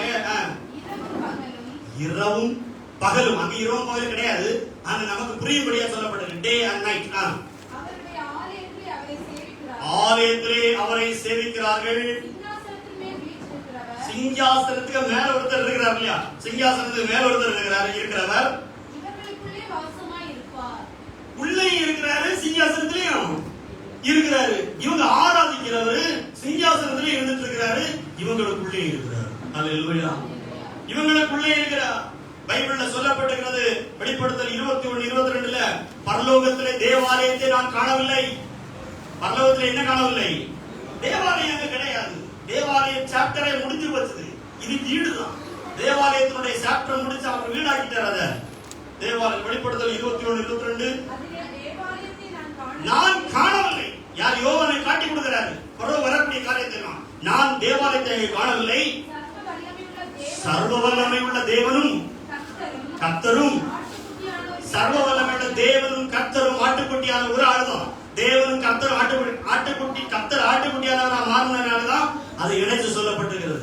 இனி என்றைக்குமே அவர் ஆட்டுக்குட்டியானவரா தான் இருப்பார். அல்லேலூயா. ஆட்டுக்குட்டியானவரா தான் இருப்பார். ரூபம் ஆட்டுக்குட்டி தான். என்னை அந்த ரூபத்தை அவர் எடுத்தாரோ உடனே தேவனுக்கு சரீரம் உண்டாகிவிட்டது. அந்த சரீரத்தை கொண்டு அவர் நித்திய காலமாக சரீரம் உள்ள நம்மோடு வாசம் பண்ண போறார். முன்னாடி அவருக்கு சரீரம் கிடையாதுன்னா நாம அங்க இல்லை. அல்லேலூயா. தூதர்கள் இருந்ததுனால அந்த சரீரம் அவருக்கு தேவை கிடையாது. ஆனால் தூதர்களை எல்லாம் வெளியே விட்டு தேவனுடைய மனவாட்டியை உள்ள சேர்க்க வேண்டிய மனவாட்டிகளுக்கு சரீரம் உண்டு. அந்த சரீரம் உள்ளவர்களை போல தாமும் சரீரம் உள்ளவராக இருக்க போகிறார். அல்லேலூயா. ஆகவே அவர் இருக்கிறார். அடுத்த வசனம் அங்கே சந்திரனும் அங்க வெளிச்சம் கிடையாது. வேண்டது அங்க சூரியன் சந்திரன் வேண்டுவதில்லை. ஏன்னா ஆட்டுக்குட்டியானவரே அதற்கு விளக்கு. அல்லேலூயா. கர்த்தர் தான் வெளிச்சம், விளக்கு. தேவன் இருக்கிற இடத்துல சூரியன் சந்திரன் கிடையாது. சூரியன் சந்திரன் என்னை உருவாக்கப்பட்டது சிருஷ்டிப்புல. ஆதியிலே தேவன் வானத்தையும் பூமியையும் சிருஷ்டித்தார். அப்போ அடுத்து என்னது? வெளிச்சம் உண்டாக்கடாதுன்னு சொன்னாரு. சூரியன் சந்திரன் பிறகு உருவாக்கப்பட்டது. அவர் தான் வெளிச்சம். அவரு சூரியனை சந்திரனை உருவாக்கி வைத்தாரு. அதுக்கு முன்னாடி அவர் தான் வெளிச்சம். பைபிள் வாசித்து பாருங்க. ஆதியாகமம் 1 அதிகாரத்துல அவர் போற இடம் வெளிச்சம், அவர் இருக்கிற இடம் வெளிச்சம். அவருக்கு இயற்கையா நீங்க ஒரு வெளிச்சத்தை கொடுக்க வேண்டிய அவசியம் கிடையாது. அதனால ஆசிரியப்பு கூடாரத்துக்குள்ளார இருட்டா இருந்தது. அவர் இருக்கிறதுலாம் வெளிச்சம். அவருடைய வெளிச்சத்தை தான் அவர் விரும்புகிறார். ஹல்லேலூயா. ஆகவே தேவாதி தேவனுடைய சுத்தம் நமக்குள்ள நிறைவேற வேண்டும். அதனால நமக்கு இந்த விதமான ஒரு ஆராதனையும் வீடையும் கர்த்தர் விரும்புகிறார். அதனாலதான் நம்முடைய வீடாய பாத்திரம் எப்படி இருக்கணும்? சுத்தமா இருக்கணும்னு விரும்புகிறார். ஏசாயா 66:20 வாசித்து பாருங்க. நம்ம வீடு சுத்தமா இருக்கணும். எந்த விருப்பம் உள்ளவர்களாக நம்ம இருந்தாலும் குழந்தைகள் நமக்கு வீட்டை என்ன செய்யும்? குழந்தைகளாக இருக்கக்கூடிய நம்ம வீட்டை அழுக்காக்கி போகும். அதே போல குழந்தைகள் பருவத்தில் இருக்கக்கூடிய வரைக்கும் நம்ம வீட்டை நம்ம என்ன இப்படிதான் வைப்போம். கவனிங்க, குழந்தைகள் நம்ம வீட்டுல இருக்கிறது வரைக்கும், குழந்தைகளா இருக்கிறது வரைக்கும் என்ன அவங்க வீடு? சிலர் வீட்டை பெயிண்ட் அடிக்காம விட்டுருக்காங்க. ஏன் இந்த வீட்டை பெயிண்ட் அடிக்காம விட்டுருக்கீங்கன்னு சொன்னா இது வளரட்டுன்னு சொல்றாங்க. எவ்வளவு அதுல அவமானப்படுத்துறாரு. அதை வளர்ந்த பிறகு நாங்க அடிக்கிறோம். அப்படி அதே போல நம்மையும் கர்த்தர் ஏன் இப்படி வச்சிருக்கிறான்னு சொன்னா நம்ம இதுல வளரணும். வளர்ந்த பிறகு நம்ம அழுக்காக்க மாட்டோம். வளர அப்ப வந்து என்ன செய்ய மாட்டோம்? அழுக்காக்க மாட்டோம். அப்ப வளர்ச்சி அடையாம இருக்கிறதுனாலதான் அந்த வீட்டை நம்ம என்ன செய்து கொண்டிருக்கிறோம்? அழுக்காக்கி கொண்டிருக்கிறோம். வாசிங்க ஏசாயா 66. ஏசாயா 66 இல்லையா? 20. இஸ்ரவேல் புத்திரர் சுத்தமான பாத்திரத்தில் கொண்டு வருவது, சுத்தமான பாத்திரத்தில் காணிக்கை கொண்டு வருவது போல. பாத்திரம் சொல்றது நம்ம தான் பாத்திரம். நம்ம பாத்திரம் சுத்தமான பாத்திரமா கொண்டு வரணும். சுத்திகரிக்கப்பட்ட பாத்திரமா கொண்டு வரணும். பழைய காலங்களில் சபைகள்ல பூரா சுத்திகரிப்பு ஜபமே சுத்திகரிப்பு இருக்கும். ஜெபம் பண்ணதே சுத்தி ஆண்டவரே. ஏன்னா அவங்களுக்கு அதுதான் போதனையா கூடுதல் கொடுக்கப்படும். காரணம் அவங்க நித்தியத்துக்குள்ள தரிசனம் தான் கொடுக்கும். இப்ப ஆண்டவர் ஆசீர்வாதம் இதுதான் ஜெபமா இருக்குது. அந்த காலத்து ஜெபத்துக்கு இந்த காலத்து ஜெபத்துக்கு ரொம்ப வித்தியாசம் இருக்கிறது. ஆசீர்வாதமும் வேணும், சுத்திகரிப்பு அதை விட முக்கியமா என்ன வேணும்? கட்டாயம். அப்ப அதனால தேவன் நம்மை வைராக்கியம் உள்ளவர்களாக இருக்க வேண்டும் என்று விரும்புகிறார். சீக்கிரத்துல நான் முடிச்சுக்கிறேன். வாசிப்போம்.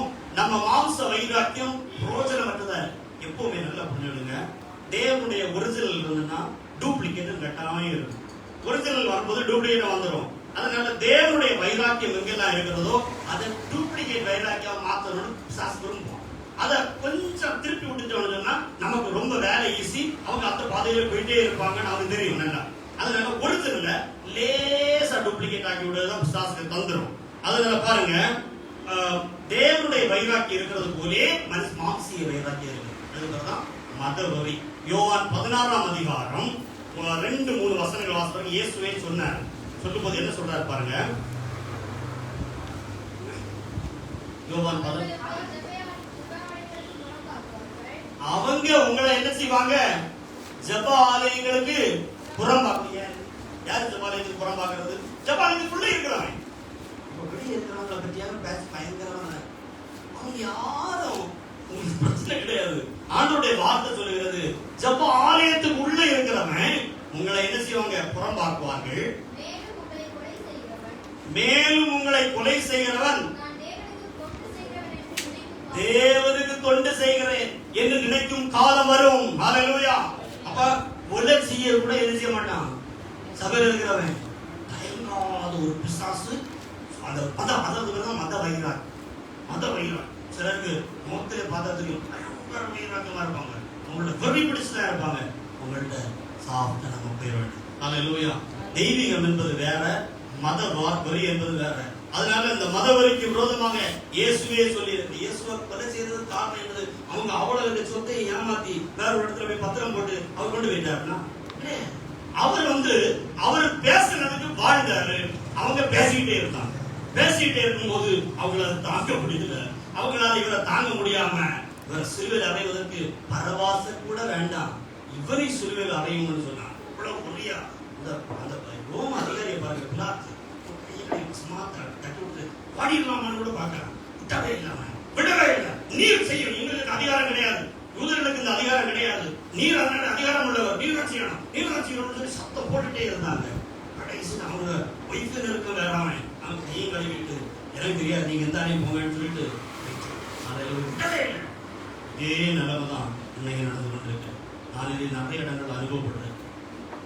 2000ஆவது ஆண்டுல கொடைக்கானல்ல ஒரு பெரிய மனிதர் இருக்கிற நான் இருந்தேன். அவர் பெரிய நபர் தான். ஓபிஎஸ் அங்க சும்மா வந்துட்டு போவார் பாருங்க. சாதாரணமான மனிதர் தான் ஓபிஎஸ் அங்க பெரிய குழந்தை பாருங்க. அவர் வீட்டுல அவர் பெரிய ஒரு பைபிள் காலேஜ் நடத்திட்டு இருந்தார். அந்த பைபிள் காலேஜ்ல மிக முக்கியமானவனாக நான் இருந்தேன். அந்த அவர் அடிக்கடி என்ன காரில் கூட்டிட்டு போவார். அப்பவே காரில் ஒயர்லெஸ் உண்டு. ஒயர்லெஸ்ல செய்திகள்லாம் வந்துட்டு பயங்கர பந்தாவா இருப்பாரு, பயங்கரமா இருப்பார். புரியல நபர்லாம். ஸ்கூலுக்கு சயின்ஸ் ஸ்கூலு கையில் இருக்கும். ரொம்ப ஒரு சுற்றிலே இருப்பார். சோனியா காந்திகிட்ட பேசுவார், ராகுல் காந்திகிட்ட பேசுவார். அப்புறம் அவருக்கு பிஏ ஜார்ஜ் பையன் இங்கே தான் படித்தான். அவனுக்கு ஒரு வீடு எடுத்து கொடுத்துட்டாரு. அவனுக்கு ஒரு ஸ்கார்பியோ கார் எடுத்து கொடுத்துட்டாரு. அவன் ஸ்கூல்ல படிக்கிறதுனால அவன் என்கிட்ட பேசுவான். சாதாரணமான பேர். அப்படிப்பட்ட பெரிய மனிதர் ஆண்டவருக்காகவும் வைராக்கியமா இருப்பார், கர்த்தருக்காக வைராக்கியமா இருப்பார். தீர்க்கதரிசனம் எல்லாம் கூட சொல்லுவார். அவரு நான் 2 பேரை இயேசு கிறிஸ்துவின் நாம செய்தியை கொடுத்து வெளியே பிடிச்சிட்டேன்னு சொன்ன உடனே அதுக்கு முன்ன நீங்க அன்புள்ள அரிதான ஒரு சீரியல் பார்த்துருப்பீங்கன்னா அதான் அவங்க வீடு. அந்த வீட்டுக்குள்ள நான் கடந்து போறேன், எதனையோட கடந்து போறேன். அது வரைக்கும் என்னட்ட பழகின முகம் இல்லை. அன்னை உட்காருங்க சொன்னார், நீங்க இயேசு நாமத்துக்கு பேசி. ஆமா இயேசு நாமத்துக்கு நம்ம இருக்கிறோம் பேசுவீங்க. பையங்க எல்லாம் கொஞ்சம் குழப்பமா இருக்காங்க. அந்த குழப்பத்தை தீர்த்து தான் பேசணும். இங்க அது பேசக்கூடாது. ஒரு நாளும் கர்த்தர் பார்க்க மாட்டார். அந்த வீட்டுக்குள்ள நான் பேசும்போது என்றதான் கர்த்தர் அப்படியே பேசுவாரு. உண்மையை சொல்றேன். அவங்க பேசுறாங்க பேசிட்டே இருப்பார். நான் நினைச்சிருந்தா அவர் கூட போய் பெரிய ஆளாயிருக்கு. அவர் கூட சோப்பு மட்டும் போட்டுட்டு இருந்தாங்க பாருங்க. எனக்கு வசனத்தை நம்ம மீற முடியாது. நான் பேசுறேன்னு சொன்னேன் அவர் என்ன செய்ய போறான்னு எனக்கு தெரியாது. கொஞ்சம் பயமா தான் இருந்தது. ஏன்னா அவர் அப்படிப்பட்ட ஆள், உங்களுக்கு அது எதையும் செய்வதற்கு பயப்படாத ஆளு, அப்படிப்பட்ட அவ்வளவு செல்வாக்கும் அனுகூலங்களும் உள்ள ஆளு. பாருங்க அவர் சொன்னாரு, என்ன நீங்க இருக்க கூடாது அப்படின்னு. அப்ப நான் சொன்னேன், நான் உடனே கிளம்புறேன், வேண்டாம், இன்னும் ஒரு மாசத்துல இருந்து நான் கிராஜுவேஷன் முடிச்சுட்டு போயிருக்கேன். அது வரைக்கும் பையங்களுக்கு லீவ் என்ன வேணும்னா நான் தான் போய் கேட்கலாம். ஏன்னா நான் மலையாளம் பேசுவேன், அவங்க ஒய்ஃபு மலையாளம். அப்போ அதனால மலையாளம் பேசணும்னு அவங்க நல்ல அன்பா இருப்பாங்க. அப்படி அவரும் அன்பா இருப்பாரு, வெள்ளையா இருப்பாரு, முகமெல்லாம் பயங்கரமான ஒரு எதிரியை போல ஆயிட்டாரு. பாருங்க, வேதனையோட அவரையும் கூட்டி போயிருந்தேன். அது அப்புறம் கூட்டி போறாங்க இயேசு நாம தெரியாது. அப்ப என்ன சந்தோஷம், உங்க அப்பா வராங்க அப்படியா, அவங்க செய்து கொடுக்கட்டும் அப்படின்னு சொல்லிட்டு பயங்கர இதா இருந்தார். இயேசு கிறிஸ்துவின் நாமம் சத்தியம் வெளிப்பட்ட உடனே அங்க உள்ள இருந்த முதலையராகி அவர்களை எழுதி தேவனுடைய பிள்ளைகளை எந்த ஆவிக்குரியவனும் சத்தியம் வரும்போது அல்லேலூயா அல்லேலூயா. ஆனா 2 பேர் வந்து ஞானஸ்நானம் எடுத்தாங்க. ஒருத்தர் அமெரிக்கால இருந்து, அவன் ஒண்ணுமே ஏபிசிடி இஎஃப்ஜிஹெச் மட்டும் தெரியும். அவருக்கு நான் இங்கிலீஷ் சொல்லி கொடுத்து 10th அவன் பாஸ் ஆனான். நாகாலாந்துல போய் அவன் ஒரு ட்ரெயின் எடுத்தான். அதுல ஒரு பிள்ளை வந்து மாட்டிச்சு. அவன் அமெரிக்கன், அதை கல்யாணம் பண்ணான். அமெரிக்காவில செட்டில் ஆகிய அளவு ஆகி ஃபாதர் பர்பன்ஸ் அவருக்கு போன் பண்ணி டைம் வாங்கக்கூடிய அளவில் ஜெயபால் யுவராஜன் சொல்லிட்டு அவன் மூலச்சரம் ஞானஸ்நானம் கொட்டி நான் படிச்சு கொடுத்த பையன். இப்போ அவன் மூலச்சரம் ஞானஸ்நானம் எடுத்துட்டு 500 விசுவாசிகள் மேல இருக்கு மாநகரம் சொல்லக்கூடிய இடத்துல 2 ஏக்கருக்கு மேல இடம் வாங்கி மெட்ராஸ்ல ஒரு பெரிய சர்ச் ஆர்ஃபனேஜ் எல்லாத்தையும் எடுத்துருக்கு. பாருங்க, அடுத்த ஞானஸ்நானம் எடுத்தவன் 2-3 சபையில் வச்சிருக்கான். எட்வர்ட் சாம்சன், அவன் அடிக்கடி வெளிநாடுகள் பயணம் போயிட்டு வந்து கொண்டிருக்கான். அல்லேலூயா. தேவனுடைய பிள்ளைகளை ஞானஸ்நானம் எடுத்தவன் குறைஞ்சு போகல, ஆண்டவர் அவர்களை உயர்த்தி இருக்கிறார். கர்த்தர் நம்மை இப்படியே வைத்திருக்கிறார், இன்னும் ஆசீர்வதிப்பார். கரங்களை உயர்த்தி ஆண்டவரை சோதரிப்போமா. அதனால வைராக்கியத்தை குறைக்கவே வேண்டாம். தேவனுக்காக உள்ள சத்தியத்திற்காக உள்ள வைராக்கியத்தை நம்ம பலமா பிடிச்சு, இப்ப நான் அதுல கொஞ்சம் பம்மி சரி நான் இதுல பேசிட கூடாது சார், சாரி சார் சொல்லியிருந்தா அவர் எடுத்துருக்காரு, பரவாயில்ல, இவன் இயேசு நாமத்தை என்ன செய்தான் வெட்டுட்டான்னு நினைச்சுக்காரு. அதெல்லாம் நமக்கு தேவையே கிடையாது. பாருங்க, ஆண்டவருக்காக வைராக்கியம் உள்ளவர்களாக இருக்கு. தேவனுக்காக வைராக்கியமா நாம் எழும்பும் போது கர்த்தர் நம்மை ஆசீர்வதிப்பார். நேச வைராக்கியம் நமக்கு இருந்தா ஆண்டவருக்காக நிக்க முடியும். உன்னத பாட்டு 8-6 வருஷத்துக்கு பாருங்க, மணவாட்டிக்கு நேச வைராக்கியம் உண்டு. நேச வைராக்கியம்னா மணவாட்டிக்கு லவ் அஃபேர் இருக்குது மணவாளனோடு. அதனால யாரும் பிரிக்க முடியாது. உலகத்துல இருக்க லவ் அஃபேர்ஸே என்ன செய்ய முடியல, பிரிக்க முடியாது.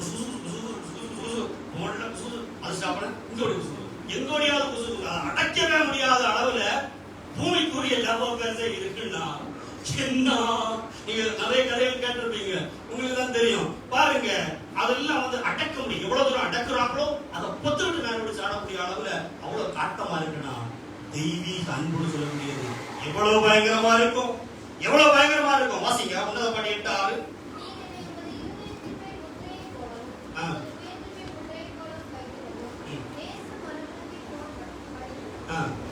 நேசம் மரணத்தை போல வலிது. மரணம் தான் மனுஷனுக்கு இருக்கிறதே பெருசு, அதே போல பெருசு அன்பு. இவ்வளவு கிலோமீட்டர் யாத்திரை பண்ணி இந்த மழையிலையும் வெயிலையும் வந்து கொண்டிருக்கிறீங்கன்னா உங்களுக்கு ஒரு நேசம் இருக்கிறது. முகஸ்துதிக்காக நான் சொல்லல, இது ஒரு சபையில உள்ள தம்பி என்னட்ட சொன்னார். எந்த சர்ச்சையும் வரமாட்டாங்க, நிறைய பேர் வராம போறாங்க, அது வேற. ஆனா இவ்வளவு முயற்சி எடுத்து வந்து கொண்டிருக்கிறாங்கன்னா அவங்களுக்கு ஏதோ ஒன்று இருக்கிறது. கரங்களை வேண்டி ஆண்டவரை சோதரிப்போமா. சில சகோதரிகள் தாய்மார் பைக்கிற நினைச்சிட்டு கூட வரும்போது கண்களில் கண்ணீர் வரும். ஆண்டவரே இவ்வளவு பயங்கர பிரயாசத்தோடு வருகிறாங்க, இவ்வளவு கட்டாயம் ஆசீர்வதிக்கணும், கட்டாயம் ஆசீர்வதிக்க வேண்டும். நேச வைராக்கியம் இருந்தாலும் அப்படி வர முடியும். நேச வைராக்கியம் இருந்தாலும் அப்படி என்ன செய்ய முடியும், வர முடியும். ஆண்டவருக்கு மேல வைராக்கியம். ரோமர் 8:36-40 வரை வசனங்கள் சொல்லுகிறது, கிறிஸ்துவின் அன்பை விட்டு என்னை பிரிப்பவன். இதேதான் சாது சுந்தர் சிங் சொன்னார். பெரிய பணக்காரர், அவரை ஆண்டவரை விட்டு பிரிக்கும்படியாக அவருக்கு ஒரு கல்யாணத்தை பார்த்து, ஒரு அழகான பிள்ளையை பார்த்து, அந்த வீட்டையும் காட்டினார். தவன நல்ல ஒரு பயணம், அந்த பிள்ளைங்க வீட்டை செட்டில் ஆயிருக்கும். பாருங்க, அவர் இப்படி பார்த்தாரு. பார்த்துட்டு அவ்வளவு வெறி இயேசுவ மேல அவர் பார்த்து சொன்னாரு, ஒரே ஒரு இருதயம் தான் இருக்குது, இவ்வளவு நான் இப்ப கொடுக்க முடியாது, ஏற்கனவே கொடுத்துட்டேன் அந்த இருதயத்தை சொன்ன சாது சுந்தர் சிங் இயேசுவை போல வாழ்ந்தார். ஹல்லேலூயா. இந்தியாவை இயேசுவை போல வாழ்ந்தார். அதுதான் வைராக்கியம். அந்த நேச வைராக்கியம் இயேசுக்குள்ள இருந்தது, நமக்குள்ளேயும் கொஞ்சம் வழிய வேண்டும். ஹல்லேலூயா. 2 வசனம் நான் வாசிச்சு ஜெபிக்க போறேன். சங்கீதம் 119 139 வாசிங்க. 119 139.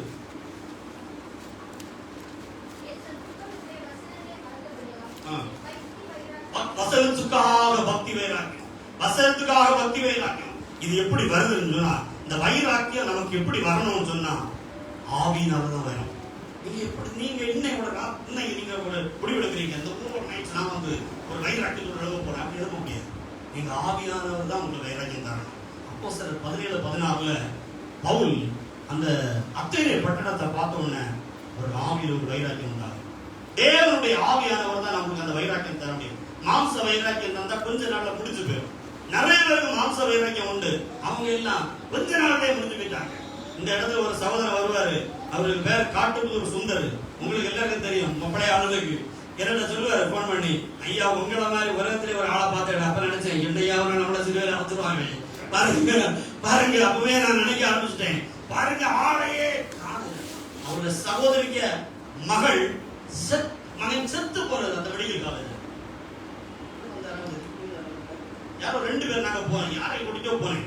போய் அங்க போகும்போது டாக்டர்கிட்ட டக்குன்னு கேட்டேன், எப்படி கண்டிஷன் எப்படி இருக்கு? ஒரு 5 hours 4 hours டெத் ஆகும் அப்படின்னு சொன்னார். பாரம்பரியமா சும்மா கடமைக்கு ஒரு ஜோம் பண்ணிட்டு போனோடனே சாயங்காலம் பையன் அனுப்பிட்டான். அற்புதங்கள் அவருடைய கிருபையா கிடைத்தது. எல்லாருக்கும் அப்படி கிடைக்கணும்னு நினைக்க முடியாது. அப்படி அற்புதங்கள் அற்புதங்கள் அற்புதங்கள் அதிசயங்கள். அவருக்கு வருமானம் பெருக பெருக பெருக பெருக 15,000 வருமானம் பெருக பெருக பெருக கூடி கூடி கூடி வந்த உடனே ஒரு நாள் பார்க்க பைக்ல போயிட்டே இருக்கிறார். இது பைக் தான் வாங்கிருக்கிறார், போயிட்டே இருக்கிறாரு. ஆனால் ஆளே வைராக்கியம்னா சாதா வைராக்கியம் கிடையாது. இந்த வைராக்கியம் நான் எனக்கா இருந்தாலும் நிக்காது. ஏதாவது மாம்சிக வைராக்கியம் சொல்றது, நமக்கு அந்த வைராக்கியம் வந்தாலும் நிக்காது. ஆவியில வரணும். வைராக்கியம் எதுல வரணும்னா ஆவினால வரணும். அந்த ஆவினால் வருகிற வைராக்கியம் மட்டும் தான் என்ன செய்யும், நிக்கும். யாக்கோபு 4:5 வாசத்துக்கு பாருங்க. சாரி, நான் ஒரு வசனம் கூட சொல்லி முடிச்சிடுறேன். யாக்கோபு 4:5 வாசிங்க.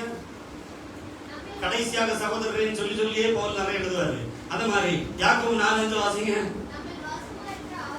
நம்மில் வாசமா இருக்கிற ஆவி, யாருக்குள்ள எல்லாம் ஆவியானவர் வாசமா இருக்கிறாரோ நம்மிடத்தில் வைராக்கிய வாஞ்சையா இருக்கிறார். வைராக்கிய வாஞ்சையை தட்டி எழுப்புகிற ஒரு ஆவியானவர். அதனால இன்னைக்கு இயேசுட்ட இருந்த வைராக்கியம் எனக்கு வேணும்னா அவர்கிட்ட இருந்த ஆவி எனக்கு வேணும். அல்லேலூயா. அவர்கிட்ட இருந்த ஸ்பிரிட் எனக்கு இருந்தாதான் அந்த வைராக்கியம் எனக்குள்ள வரும். எல்லாம் வராது. பாருங்க 2 கொரிந்தியர், கடைசியாக 2 கொரிந்தியர் 7:10 வசனத்தை வாசித்து முடிக்க போறோம். 2 கொரிந்தியர் 7:10 வாசிங்க. நீங்க 2 காரியத்துல உங்களுக்கு வைராக்கியம் வரும். ஒன்று ஆவினால வைராக்கியம், அன்பினா அந்த ஆவினால் அன்பினால ஆவி ஒரு அன்பை கொடுக்கும், அந்த அன்பினால உங்களுக்கு வைராக்கியம். 2வது எதுல வைராக்கியம்னா உங்களுக்கு பாரம் இருக்கணும். பாரம் அல்லது தெய்வீகமான துக்கம் இருக்கணும். தெய்வீகமான ஒரு சில விஷயங்களை நம்ம பாரப்படுவோம். அந்த காரியத்திற்காக நம்ம வைராக்கியமாக எழுதுவோம். வாசிங்க. தேவனுக்கு ஏற்ற துக்கம், உலகத்துக்குரிய துக்கம் இல்ல, தேவனுக்கு ஏற்ற துக்கம்.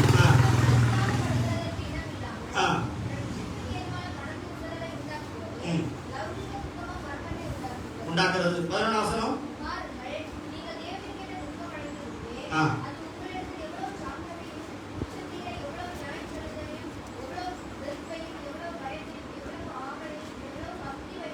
எவ்வளவு பக்தி வைராக்கியத்தையும் துக்கம் எல்லாரும் முழங்கால் படியிடும். தேவனுக்காக துக்கம், ஆண்டவர் சோமன முடியல, ஆண்டவருக்காக ஓட முடியல, இப்படிப்பட்ட ஒரு துக்கம் நமக்குள்ள வரணும். துக்கம் வரவே செய்யாது. நமக்கு ஆண்டவரை குறிச்சு மட்டும் துக்கம், நம்ம குறிச்சு பயங்கர துக்கம் வரும். அதனால ஆண்டவரை குறிச்சு ஒரு துக்கம், ஆண்டவரை குறிச்சு ஒரு பாரம், இது 2 வந்துச்சுன்னா இன்னைக்கு நமக்குள்ள வைராக்கியம் வந்துடும். இந்த வைராக்கியம் வருகை வர நிற்கும். அல்லேலூயா. அப்படிப்பட்ட வைராக்கியம் எது வரைக்கும் நிற்கும்? வருகை மட்டும் நிற்கும். எல்லாரும் முழங்கால் படியிடுவோம். ஆண்டவருடைய சமூகத்தில் கேட்போம், ஆண்டவரே நீர் அன்றைக்கு தேவாலயத்துக்குள்ள ஏறி ஹல்லேலூயா உங்களுடைய வைராக்கியத்தை வெளிப்படுத்துகிறீர். அந்த வைராக்கியம் உமக்கு சிலுவை மரணம் வரையிலும் இருந்தது. அந்த வைராக்கியத்தை அப்போஸ்தலர்களுக்குள்ள வைத்தீர். அந்த வைராக்கியத்தை இந்த நாளில் எங்களுக்குள்ள வைத்திருக்கிறீர். அந்த வைராக்கியத்தை, பக்தி வைராக்கியத்தை நாங்கள் தட்டி எழுப்பும்படியாக, இன்னும் மனம் மூட்டி எழுப்பும்படியாக எங்களுக்கு பலனை தாரும் என்று சொல்லி கேளுங்க. பலனை தாரும் என்று சொல்லி கேளுங்க. ஹல்லேலூயா, ஹல்லேலூயா, ஹல்லேலூயா. ஸ்தோத்திரம். கேளுங்க. ஆண்டவருடைய சமூகத்தில் இன்னும் அதிகமாக கேளுங்க. அப்பா எனக்கு அந்த வைராக்கியம் வேண்டும், பக்தி வைராக்கியம் வேண்டும் என்று கேளுங்க. கர்த்தருடன் என்றும் இசைந்திருப்போம். அவருடன் ஒரே ஆவியாயிருப்போம், என்றும் இசைந்திருப்போம். அவருடன் ஒரே ஆவியாயிருப்போம், ஆவியினாலும் சரீரத்தினாலும் மகிமை செலுத்திடுவோம். கர்த்தருக்கே என்றும் ஆவியினாலும் சரீரத்தினாலும் மகிமை செலுத்திடுவோம். கர்த்தருக்கே என்றும் தேவனின் ஆலயமே, பரிசுத்த ஆலயமே, மகிமையின் ஆலயமே, ஆவிய ஆலயமே, தேவனின் ஆலயமே. நாம் இனி நம்முடையவர்கள் அல்ல, அவரை சரி. ஆமென்.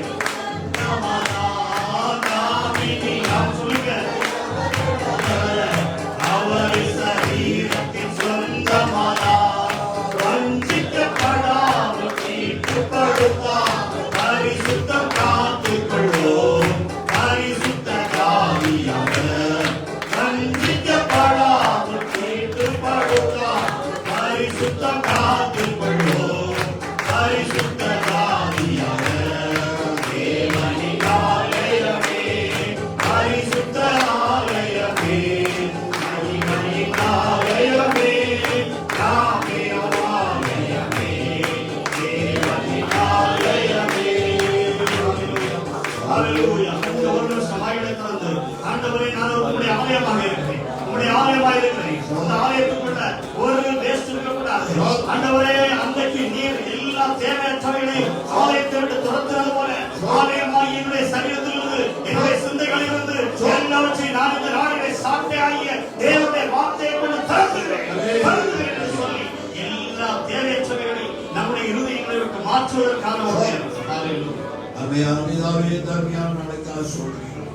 ஆலயத்தின் மகத்துவத்தை குறித்து நீ கையெழுத்து சொல்கிறீர்கள். என்னுடைய வாழ்க்கையில் இருக்கிற எல்லா தீண்டான காரியத்தை மாற்றி